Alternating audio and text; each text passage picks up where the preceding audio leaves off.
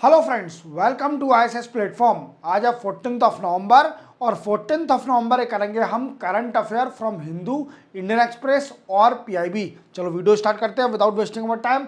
देखो, जैसे कि मेरे वीडियो की स्पेशलिटी रहती है कि मैं आपको पहले इंडेक्स बताता हूं कि मैं आपको पढ़ाने वाला क्या हूं। क्लियर? तो देखो, सबसे पहले पढ़ाएंगे अपन जो अभी यूएसए में इलेक्शन हुए हैं और डोनाल्ड ट्रंप फिर से प्रेसिडेंट बन गए यूएसए के। उन्होंने एक नया डिपार्टमेंट बनाया, डिपार्टमेंट ऑफ गवर्नमेंट एफिशिएंसी। ये क्या है? डॉग, जिसको शॉर्ट में बोला गया है dog, and that is called also crypto currency. ये क्रिप्टो करेंसी भी है डॉग नाम से। और एलोन मस्क की ये फेवरेट क्रिप्टो करेंसी है और इसी डिपार्टमेंट का इनको मेंबर भी बना दिया है, हेड बना दिया है। अब ये क्या करेगा डिपार्टमेंट, ये हम डिटेल में अंदर जानेंगे। क्लियर? देन आफ्टर अपन पढ़ेंगे इलीगल डिमोलिशन ऑफ हाउस। देखो, आप देख पा रहे होंगे कई सारी स्टेटों ने बुलडोजर चलाना स्टार्ट कर दिया है। अगर कोई भी क्रिमिनल एक्टिविटी करता है, कोई बच्चा, कोई लड़का या फिर कोई भी पर्सन इलीगल एक्टिविटी करता है तो उसका घर डिमोलिश कर दिया जाता है। अब इसका कंसिक्वेंस उसकी फैमिली को भी पड़ता है। इवन उसकी सारी फैमिली विक्टिमाइज कहलाती है कि ये सारी फैमिली क्रिमिनल है, मतलब इनका घर, हाउस को डिमोलिश कर दिया जाए। अब सुप्रीम कोर्ट ने क्या बोला है? क्या ऐसा करना लीगल है या इलीगल है, ऐसा नहीं करना है, या फिर कौन से आर्टिकल है जो मेंशन करे गए हैं कि ड्यू प्रोसेस ऑफ लॉ और रूल ऑफ लॉ होना चाहिए। और article number 21 right to life क्या कहता है, उसमें कौन सा इम्प्लिसिट है कि राइट टू शेल्टर भी है, जो डिफाइन करता है कि जितने भी जो बुलडोजर चल रहे हैं ये सारे इलीगल है। क्लियर? ये भी डिफाइन करेंगे। Then after all state comply with setup state finance commission.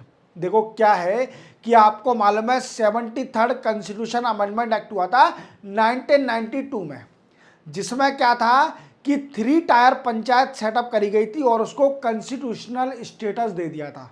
क्या दे दिया था? कॉन्स्टिट्यूशनल स्टेटस दे दिया था पंचायती राज को। क्लियर? अब इसमें एक आर्टिकल था, आर्टिकल नंबर 243I। वो क्या है? वो सारी स्टेट को पावर देता है, इंश्योर करता है कि आप अपनी स्टेट में एक स्टेट फाइनेंस कमीशन सेटअप करिए।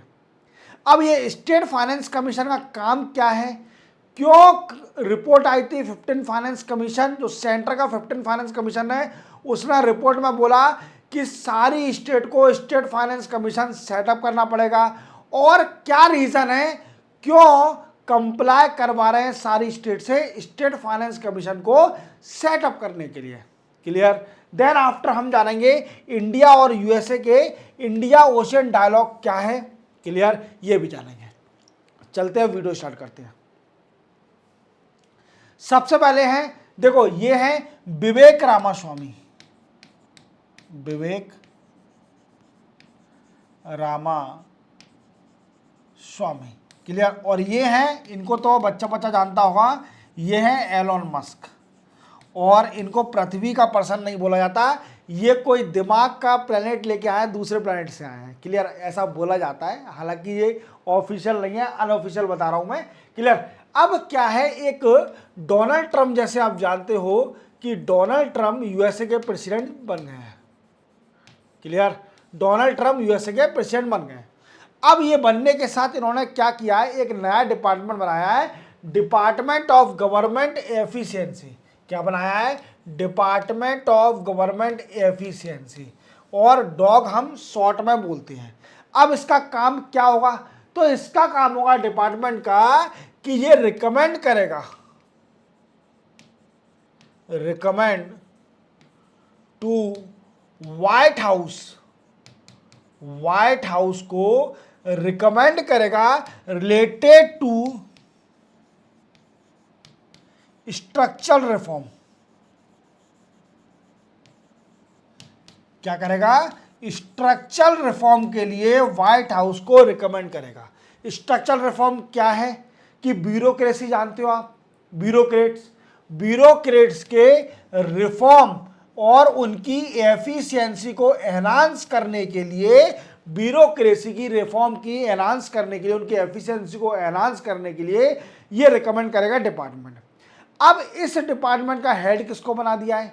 तो दो लोग बाग इसके हेड बन गए हैं। कौन है? एक है एलोन मस्क और विवेक रामास्वामी। कौन? विवेक रामास्वामी। अब ये देखो, ये ऑफिशियली डिपार्टमेंट नहीं है, ये अनऑफिशियल डिपार्टमेंट है। एक और चीज याद रखना, ये अनऑफिशियल डिपार्टमेंट है। It is outer department, we can say it is outer department of the government.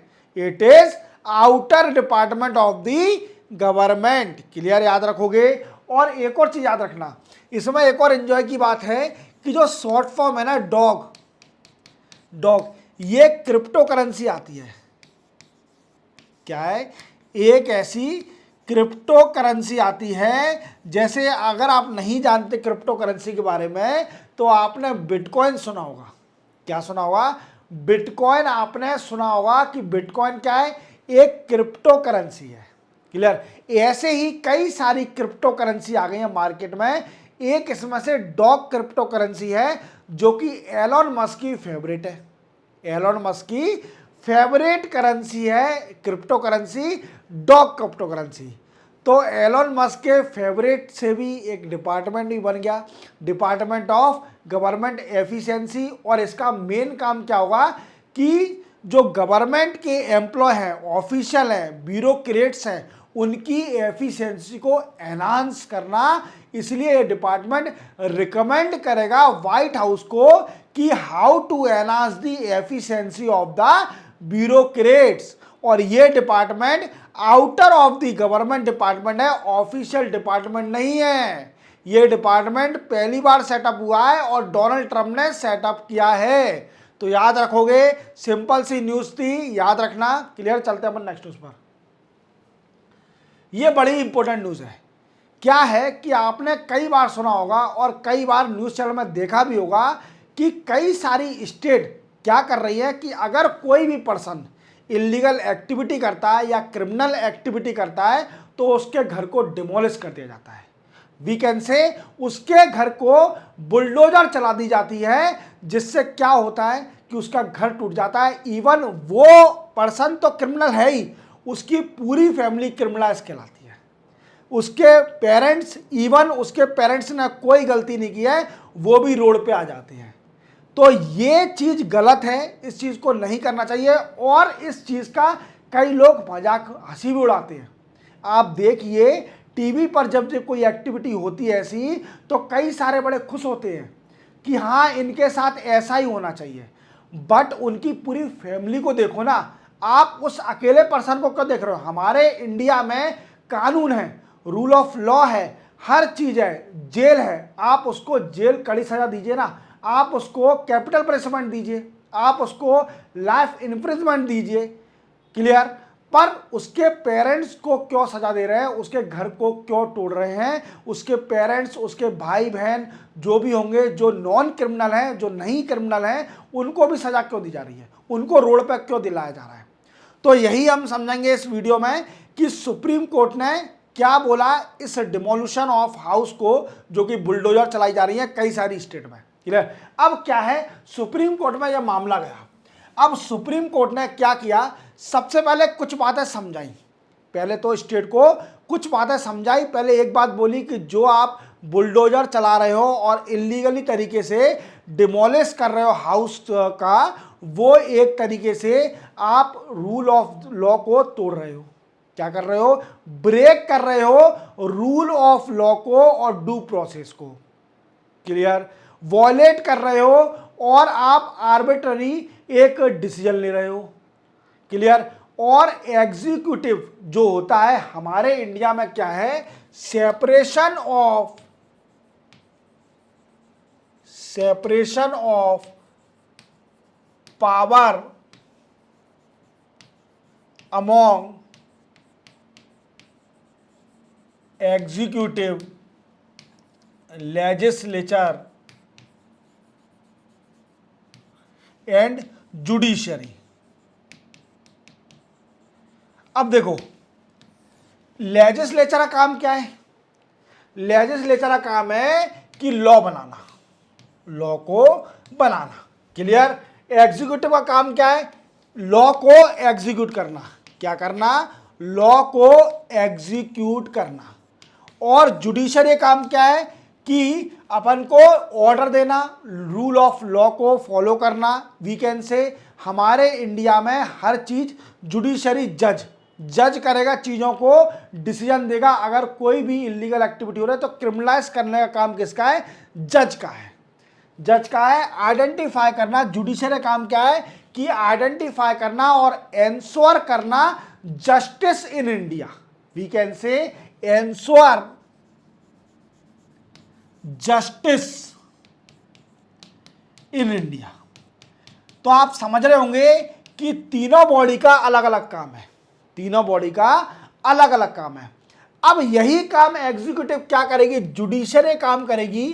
तो क्या होगा? एक ब्रेकेज होगा। क्या होगा? कि रूल ऑफ लॉ के अगेंस्ट जा रहे हैं, जस्टिस के अगेंस्ट जा रहे हैं और सेपरेशन ऑफ पावर के अगेंस्ट है। ये अगर एग्जीक्यूटिव क्या करेगा? जुडिशरी काम करेगा और एग्जीक्यूटिव ने डिसाइड कर लिया कि यही क्रिमिनल है। मान लीजिए, मैं आपको शुद्ध हिंदी में समझाता हूं। जैसे क्या है, किसी बच्चे ने, किसी लड़के ने या किसी भी क्रिमिनल ने, या नहीं है क्रिमिनल, कोई भी पर्सन ने कोई इलीगल एक्टिविटी की, कोई भी इलीगल एक्टिविटी की किसी पर्सन ने। अब ये कंफर्म है कि उसी पर्सन ने इलीगल एक्टिविटी की है, कोई दूसरा भी हो सकता है। आप बिना वजह, वो डिसाइड कौन करेगा किसने इलीगल एक्टिविटी की है, क्रिमिनल एक्टिविटी की है? वो डिसाइड कौन करेगा? वो एग्जीक्यूटिव का काम नहीं है, वो जुडिशरी का काम है। किसका काम है? जुडिशरी का काम है। क्या? कि डिसाइड करना कि ये क्रिमिनल है कि नहीं है। और एग्जीक्यूटिव क्या कर रहे हैं? बिना वजह जुडिशरी में केस जाए बिना उसका घर तोड़ देते हैं। तो एग्जीक्यूटिव क्या कर रहा है? अपनी पावर को सुपर, वीकेंड से सुपर पावर बना रहा है। क्या है? सुपर। और ओवर रूल कर रहा है, ओवर रूल कर रहा है जुडिशरी को, ओवर रूल कर रहा है जुडिशरी को। एग्जीक्यूटिव क्या कर रहा है? कि अपना सुप्रीम पावर का यूज करके वो जुडिशरी की पावर को ओवर रूल कर रहा है। ये गलत है। और it is against the, it is against due process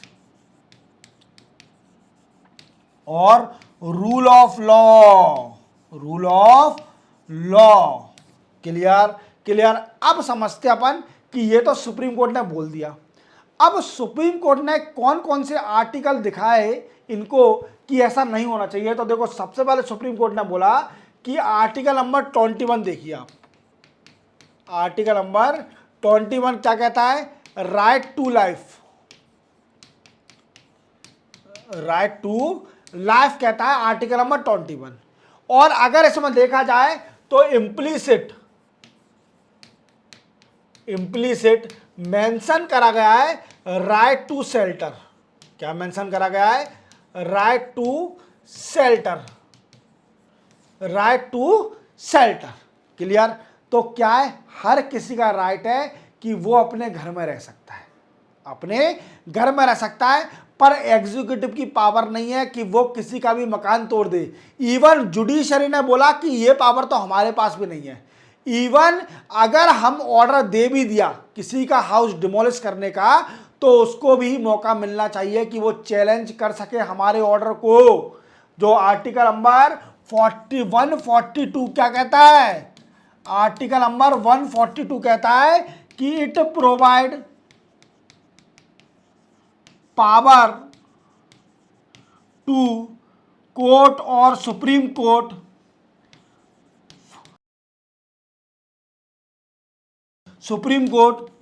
to order the ensure of justice. क्या है? कि आर्टिकल नंबर 142 क्या कहता है? कि ये पावर देता है सुप्रीम कोर्ट को कि पूरे इंडिया में जस्टिस को एंश्योर रखें, जस्टिस होना चाहिए। अब सुप्रीम कोर्ट ने ये बोला कि आप जो तोड़ रहे हो मकान, आपको पता है उसका इफेक्ट किस पर पड़ेगा? उसका इफेक्ट, वो तो आदमी क्रिमिनल है ही, मैं मानता हूं कि वो क्रिमिनल है। और आपने कैसे आइडेंटिफाई कर लिया कि वो क्रिमिनल है? ये काम तो हमारा है कि हम आइडेंटिफाई करेंगे कि ये क्रिमिनल है कि नहीं है, देन आफ्टर हम ऑर्डर देंगे। और आपने कैसे उसको क्रिमिनल बना दिया, without asking from the judiciary और the without asking the order from the judiciary. Judiciary के बिना, ऑर्डर के बिना आपने उसका घर कैसे तोड़ दिया, डिमोलिश कैसे कर दिया। और आप ये देखिए कि वो बंदा, चलो ठीक है आपने डिमोलिश कर दिया, वो डेफिनेटली क्रिमिनल है, उसने एक एक्टिविटी किया, क्रिमिनल किया, मानता हूं। बट उसका फैमिली को तो देखिए, उसके पेरेंट्स को देखिए, उसके बहन भाई को देखिए। आप एक क्रिमिनल के कारण उसके पूरे घर को रोड पर ला रहे हो, उसके पूरे घर को रोड पर ला रहे हो। एक क्रिमिनल एक्टिविटी कर रहा है उसकी फैमिली में, तो उसके पेरेंट्स भी तो हैं, वो तो इनोसेंट है ना, उनके भाई बहन जो सिबलिंग हैं वो इनोसेंट है, और उस चक्कर में, उनके चक्कर में वो भी रोड पे आ रहे हैं। तो रोड पर लाने से अच्छा है पहले हमसे पूछिए। इवन सुप्रीम कोर्ट ने यह बोला कि अगर मेरा ऑर्डर भी निकलता है, अगर किसी के हाउस को तोड़ने का, डिमोलिश करने का ऑर्डर भी निकलता है, तो उसको एक मौका होना चाहिए कि वो मेरे ऑर्डर को चैलेंज कर ले। जुडिशरी के ऑर्डर को चैलेंज करने का भी उसको मौका मिलना चाहिए, क्योंकि फंडामेंटल राइट है। आर्टिकल नंबर 21 इम्प्लिसिटली डिफाइन किया है, राइट टू शेल्टर। हाँ, अगर कोई भी कंस्ट्रक्शन बनाए इलीगल तरीके से, तो वो उसको डिमोलिश कर सकते हैं, उसको आप डिमोलिश कर सकते हैं। कहाँ पर, जैसे मान लीजिए किसी ने रोड पर, किसी ने स्ट्रीट पर या फुटपाथ पर या रेलवे लाइन पर या फिर वी कैन से रिवर पर, बैंक ऑफ रिवर, अगर कोई भी स्ट्रक्चर बना लिया, कोई भी हाउस का स्ट्रक्चर बना लिया, तो गवर्नमेंट लायबल है उसके स्ट्रक्चर को डिमोलिश करने के लिए। क्या लायबल है? उसके स्ट्रक्चर को डिमोलिश करने के लिए गवर्नमेंट लायबल है। क्लियर? क्लियर। तो आप ऐसा ना करें कि उसकी सजा, जो लड़का, जो भी पर्सन है जो इलीगल एक्टिविटी कर रहा है, क्रिमिनल एक्टिविटी कर रहा है, तो उसकी सजा उसके पूरे फैमिली को दी जाए। समझ रहे हो मेरी बात को, कि वो कम से कम चैलेंज तो कर सके। आर्टिकल नंबर 142 में बोला है कि सुप्रीम कोर्ट के पास पावर है, सुप्रीम कोर्ट ऑर्डर देगी, उसका काम है कि जस्टिस को एंश्योर करना पूरे इंडिया में। और आर्टिकल नंबर 21 जो फंडामेंटल राइट है, राइट टू लाइफ, उसमें इम्प्लिसिटली मेंशन करा गया है कि राइट टू शेल्टर हर किसी के पास है। आप समझ रहे हो मेरी बात को, मैं क्या कहना चाह रहा हूं। तो आप किस बेसिस पर बुलडोजर चला के किसी का घर तोड़ देते हो? अब ये तोड़ना आसान नहीं है, अब ये बुलडोजर नहीं चलेंगे। अब लोगों को, जो कुछ लोग बाग होते हैं कि जैसे किसी घर पर बुलडोजर चलता है तो लोगों को बड़ी खुशी होती है, कुछ लोगों को टीवी पर तालियां मारते हैं कि बिल्कुल सही हो रहा है। हालांकि मैं बोल रहा हूं कि सही हो रहा है, ठीक है, पर उसको सजा दो ना जिसने क्रिमिनल एक्टिविटी की है। उसके पेरेंट्स को सजा क्यों मिल रही है? घर तो उसके पेरेंट्स ने बनाया, वो क्रिमिनल की औकात हैगी कि घर बनाने लायक? उसके पेरेंट्स ने, बेचारे ने एक एक ईंट जोड़ के घर बनाया और उस घर को सरकार तोड़ रही है, तो ये गलत है ना।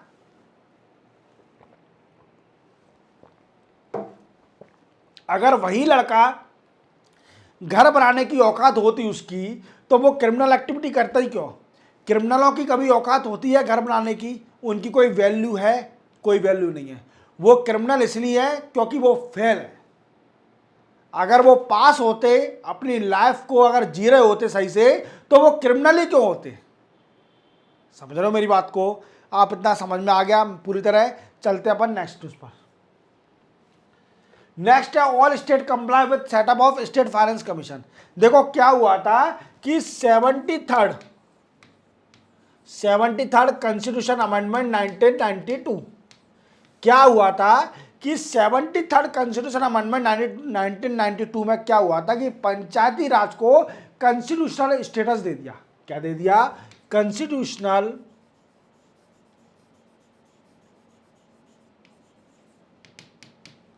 स्टेटस दे दिया। क्लियर? अब ये कौन से आर्टिकल में? आर्टिकल नंबर 243 में। आर्टिकल नंबर 243 देखना, तो आपको उसमें पूरा पंचायती राज समझ में आएगा। क्लियर? अब इसमें एक क्लॉज था article number 243I, article number 243I एक क्लॉज था जिसमें यह बोला गया था कि सारी state, all state are comply, all state are comply to set up the state finance commission. Clear? क्या है कि सारी स्टेट कंप्लाई एक स्टेट फाइनेंस कमीशन को सेटअप करेंगे within 1 year of commencement of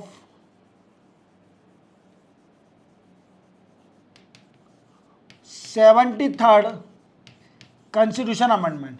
means 73rd constitution amendment के आने के एक साल बाद सब स्टेट एक साल के अंदर स्टेट फाइनेंस कमीशन को सेटअप करना पड़ेगा। अब स्टेट फाइनेंस कमीशन और सेंट्रल फाइनेंस कमीशन क्या फर्क है? तो देखो, आप जानते हो कि जो सेंट्रल फाइनेंस कमीशन है, central finance commission,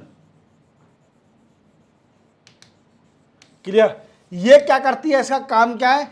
devolution of, recommendation देना, devolution of taxes between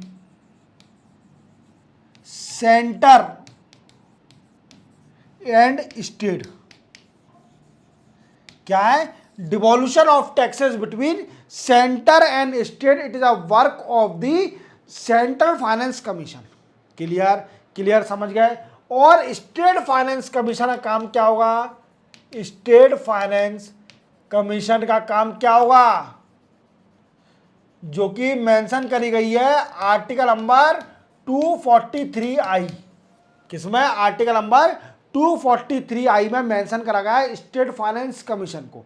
clear? अब इसका काम क्या होगा कि devolution of net tax between state and panchayat और we can say local self government. Clear? दूसरा काम क्या होगा कि we can say checking the financial condition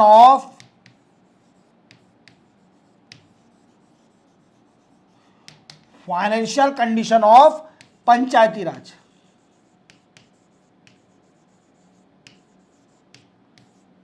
panchayat body. अब क्या है दोस्तों कि 15th फाइनेंस कमीशन, जो कि 15th फाइनेंस कमीशन है, 2000 में एक रिपोर्ट दी, 2020 में एक रिपोर्ट दी। इसमें बोला गया कि सारी स्टेट कंप्लाई करे कि वो स्टेट फाइनेंस कमीशन को सेटअप करे। क्या करे? सारी स्टेट कंप्लाई करे कि स्टेट फाइनेंस कमीशन को सेटअप करना ही पड़ेगा। कुछ स्टेट ने सेंट्रल स्टेट फाइनेंस कमीशन को सेटअप नहीं किया था। क्या नहीं किया था? स्टेट फाइनेंस कमीशन को सेटअप नहीं किया था। तो इस रिपोर्ट में 15 फाइनेंस कमीशन की जो रिपोर्ट आई थी उसमें बोला गया कि सारी स्टेट को स्टेट फाइनेंस कमीशन सेटअप करना पड़ेगा बिफोर मार्च 2024 तक। बिफोर मार्च 2024 तक सारी स्टेट को स्टेट फाइनेंस कमीशन सेटअप करना पड़ेगा। अगर कोई भी स्टेट मार्च 2024 तक स्टेट फाइनेंस कमीशन को सेटअप नहीं करती है तो उसको फंड नहीं मिलेगा, सेंटर से फंड नहीं दिया जाएगा उसको, ये बोला गया। तो अभी भी कई सारी स्टेट बची हुई है जिसने स्टेट फाइनेंस कमीशन को सेटअप नहीं किया है, तो उनके फंड रुकने वाले हैं। अब सर ये बताइए कि स्टेट फाइनेंस कमीशन को सेटअप करने की इतनी रिक्वायरमेंट क्यों पड़ रही है? तो देखो, आप सभी ने अगर पंचायत पढ़ा होगा तो इसका एक ड्रॉबैक है, इसका एक ड्रॉबैक है। ड्रॉबैक क्या है कि एक lack of lack of finance means panchayat पर फाइनेंस की बड़ी कमी है, वी कैन से पैसे की बड़ी कमी है पंचायत पर, तो वो क्या है कि अच्छे इंप्लीमेंट नहीं कर पा रही है अपने प्लान। तो ये सबसे बड़ा ड्रॉबैक है पंचायत का, और इस ड्रॉबैक को रिजॉल्व करने के स्टेट फाइनेंस कमीशन सेटअप करा गया कि वो क्या है, बराबर फाइनेंशियल कंडीशन को सुधारने के लिए पंचायत की, या फिर devolution of the tax between state और दी लोकल सेल्फ गवर्नमेंट, ये रिकमेंडेशन करने के लिए स्टेट फाइनेंस कमीशन सुटेबल था। समझ रहे हो मेरी बात को, समझ रहे हो? तो क्या है कि सारी स्टेट को कंप्लाई करना पड़ेगा और स्टेट फाइनेंस कमीशन को सेटअप करना पड़ेगा, क्लियर, जो कि आर्टिकल नंबर 243I में दिया गया है। क्लियर, मेरी बात समझ में आ रही है? तो आप मेंशन करके आ सकते हो कि article number, we can say article number 243I में बोला गया है कि सारी स्टेट को before the commencement of the constitution 73rd constitution amendment within 1 year setup करना पड़ेगा स्टेट फाइनेंस कमीशन को। और कुछ स्टेट इसको कंप्लाई नहीं कर रही थी, कुछ स्टेट इसको सेटअप नहीं कर रही थी। That is the main drawback of the panchayati raj. ये सबसे बड़ा ड्रॉबैक था पंचायती राज का। समझ में आ रहा है मेरी बात को, मैं क्या कहना चाह रहा हूं? तो क्या है, सारी स्टेट को कंप्लाई करना पड़ेगा, क्योंकि सेंट्रल फाइनेंस कमीशन की रिपोर्ट में बोला गया था कि अगर कोई भी स्टेट बिफोर मार्च 2024 तक स्टेट फाइनेंस कमीशन को सेटअप नहीं करती है तो उसका फंड रुक जाएगा। समझ में आ गई मेरी बात को? तो पंचायती राज की प्रॉब्लम क्या है सबसे बड़ी, कि फंड की लैक ऑफ फंड है उसके पास, तो वो अपने प्रोग्राम को इंप्लीमेंट नहीं कर पा रही है। That is a main reason. Clear, चलते अपन नेक्स्ट उस पर। India USA Indian Ocean dialogue. देखो अभी क्या है कि इंडिया और यूएसए के इंडियन ओशन डायलॉग हुआ है। अभी ये डायलॉग में क्या है, तो इस डायलॉग में सबसे पहला बोला गया कि इंडो पैसिफिक, जो इंडो पैसिफिक एरिया है वो बिल्कुल फ्री रहे, फ्री फ्रॉम पायरेट्स और इलीगल एक्टिविटीज और we can say unlaw claim, और सभी को फॉलो करना पड़ेगा United Nation convention law of sea. Clear, मेरी बात समझ में आ रही है कि United Nation convention of law of sea को भी सभी को फॉलो करना पड़ेगा। अभी आप जानते हो कि इंडो पैसिफिक में साउथ चाइना सी है। क्या है? साउथ चाइना सी। साउथ चाइना सी क्या है? ये स्ट्रेटेजिकली बड़ी इंपॉर्टेंट सी है, क्योंकि 55% of the world trade pass through South China Sea, और साउथ चाइना सी पर चाइना क्लेम करती है कि साउथ चाइना सी एक पार्ट है हमारा खुद का, टेरिटोरियल एरिया है, सी हमारी खुद की चाइना की। बट जो साउथ ईस्ट एशियन कंट्री हैं वो सारी कॉन्फ्लिक्ट कंडीशन में चाइना के साथ on the issue of south, we can say South China Sea पर। क्लियर, समझ रहे हो मेरी बात को? साउथ चाइना सी पर क्लेम पर है। क्लियर, तो क्या है कि इंडिया और यूएसए चाहती हैं कि ये बिल्कुल इंडो पैसिफिक एरिया बिल्कुल फ्री रहे, किसी भी कोई झूठी मूठी क्लेम ना करे कोई भी कंट्री। तो इसलिए क्या है, डायलॉग साइन किया गया है इंडिया और यूएसए के बीच में, इंडियन ओशन डायलॉग। समझ में आ रहा है मेरी बात को? अब इस डायलॉग के साथ और कौन से एग्रीमेंट साइन किए हैं, तो और एग्रीमेंट किए हैं। देखो इंडिया और यूएसए ने दूसरा एग्रीमेंट साइन किया है क्रिटिकल एंड इमर्जिंग टेक्नोलॉजी। क्या है? क्रिटिकल एंड इमर्जिंग टेक्नोलॉजी के ऊपर भी एक डायलॉग साइन किया है, एग्रीमेंट साइन किया है कि दोनों कंट्रियों के बीच में क्रिटिकल और इमर्जिंग टेक्नोलॉजी का वीकेंड से शेयरिंग होगी और ट्रेड होगा, और वीकेंड से पार्टनरशिप करी जाएगी क्रिटिकल और इमर्जिंग टेक्नोलॉजी के ऊपर। तीसरा क्या है? तीसरा सर इनोवेशन। तीसरा क्या है? इनोवेशन। इनोवेशन पर भी डिस्कस किया जाएगा। समझ में आ गया? तो इसी के साथ 14 नवंबर के करंट अफेयर कंप्लीट होते हैं। चैनल को सब्सक्राइब और बेल आइकन प्रेस करना ना भूलना। मिलते हैं हम कल 15 नवंबर को नए करंट अफेयर के साथ। तब तक के लिए जय हिंद।